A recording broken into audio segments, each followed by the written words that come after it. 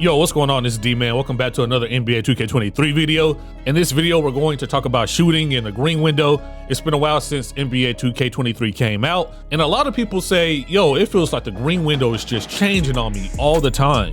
And it's true, the green window is changing, and I want to talk about that in this video. I want to talk about how the green window changes and how you can green more shots. You see in the rec, I shoot about 68%. I'm trying to have a season where I shoot 75, and this isn't like a handful of shots. I shoot about 7 to 10 threes a game.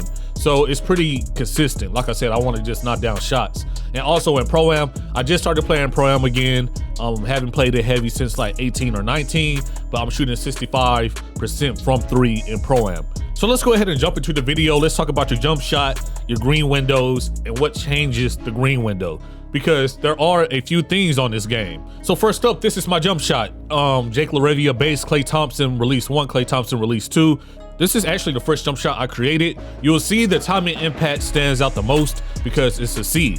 Now, D-Man, why would I not want an A right there? If you have an A right there, it's fine. But if you had to sacrifice any other categories, I think timing impact is the one to sacrifice, because that's just basically telling you what will happen if you mistime your shot. I'm not trying to mistime my shot. I'm trying to green everything. I trust my thumbs, right? So if you had to sacrifice anything, timing impact would be the one. Also, you want a jump shot with a good visual cue. Like, I know as YouTubers, we release these jump shot videos, right? It's nothing but content. Only you know when you want to release your jump shot. For me, it's right when the ball gets to my forehead. And so that was my visual cue. When the ball is at my forehead, I release it. And it's funny because naturally, this jump shot isn't like this. But on NBA 2K23, we have a new feature where we can change the release timing. And I see this as a way to really fine tune your shot. So before we talk about that, let's talk about the shot meter. Before, you would get a huge boost if you turn your shot meter off. But on 2K23, you still get a boost, but it's not as big. So you can get away with using a shot meter. So you see my shot timing release is on early. I recommend early or late. If you're new to 2K, definitely leave it on late. But if you're starting to get a little bit better and start playing better people, definitely put it on early, because you're going to need that quicker release. So make sure you pick out a jump shot for you with a good visual cue, one that you can get used to. Quick bars. All right, so I just talked about the shot meter boost. It goes the same for hot zone boost. Once again, on previous 2Ks, you'll get a boost for shooting in your hot zones. And then we even had badges for that, but we don't have badges for that anymore. And so you still get that boost, but it's not as big as previous 2Ks. Of course, I still recommend you shooting from your hot zones to be able to green more, but it's not necessarily a big deal, but it's still good to have your hot zones. So once again, when I play online, you see my job, shoot the three. All right, so let's really dive into this video. On NBA 2K23, there are three main things that will affect your green window, whether it be making it smaller or making it bigger. And that's whether you're moving or standing still, the contest on a jump shot, and your stamina. All right, so let's talk about moving and standing still first. First off, wide open, standing still, catch and shoot. That is your purest jump shot. That is your green window, the first thing you need to master. If you get wide open on 23, you want to be able to knock it down. So this is your purest green window right here. Make sure you definitely get online, whether you play the park, rec, Pro-Am, even if you have to pull up to the Gatorade courts. This is what you want to get consistent with first, because everything else I say in this video kind of refers to the timing on your wide open shots. So just kind of keep that in mind. Like I said, the first thing you want to do is find that green window for your wide open shots, standing still. That's your purest green window.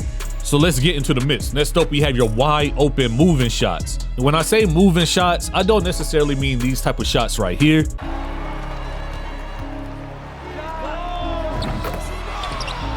I mean the moving shots where you're supposed to be catch and shoot standing still, but the game moves you, makes you slide, or you're not able to hard stop on a fast break.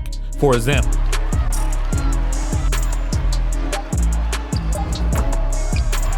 these type of shots change your green window. When this happens to you, you want to release it slightly earlier than you normally would. So remember, you have your pure green window, right? Standing still, wide open. You definitely want to factor that in. But then if you're wide open and moving like this, when you're not supposed to be, it's going to be a slightly earlier release. So when Mike was saying before the game came out that shooting would be a little bit more difficult off the dribble or a little bit more difficult in general, this is what he meant. So many things can affect the green window and you can't really go off muscle memory anymore. You have to actually see your animation, see what you're doing. So this is a moving shot in my eyes, and it's going to be a slightly earlier release than what you normally would do. Now let's talk about contest.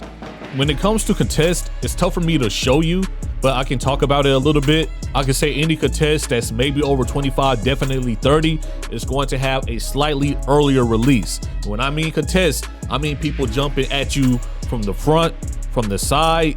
Even if you have somebody crabbed, that counts as a contest to the green window. Even that shot will be released slightly earlier than you normally would. So for those people that really look for the crab, whether it's from 3, whether it's for midi, get ready to release the ball earlier than you normally would, and you should be good. But I'm not gonna lie, timing contested shots on here, especially the crabs, are pretty difficult for me, so that's something I still need to work on. For the very last thing that I mentioned that can change a green window, we're going to head to the shoot around because it's the easiest way to do this. Even then, I don't think you'll be in this situation often, but yeah, stamina can change a green window. It makes it way smaller, and when you're low on stamina, and I'm talking blinking, you want to release it slightly later than your perfect green window. Simply because when you're low on stamina, the game feels heavy. Now, keep in mind that I'm talking about stamina and not running out of adrenaline boost, because there's a difference. When you're blinking red on stamina, this will change your release timing. And in that sense, you want to release the ball slightly later than you normally would. So just a quick video that might be a month or two way too late, but it is what it is, man. I hope this video will help you all out. Like I said before, there are 3 things that will change your green window on NBA 2K23. That's stamina, whether you're moving or standing still, in the contest. In some instances, you want to release the shot earlier than you normally would. In some cases, you want to release it later. But you know me, the best way to figure out a game is to get in the field and just jump online. And so I definitely recommend that too.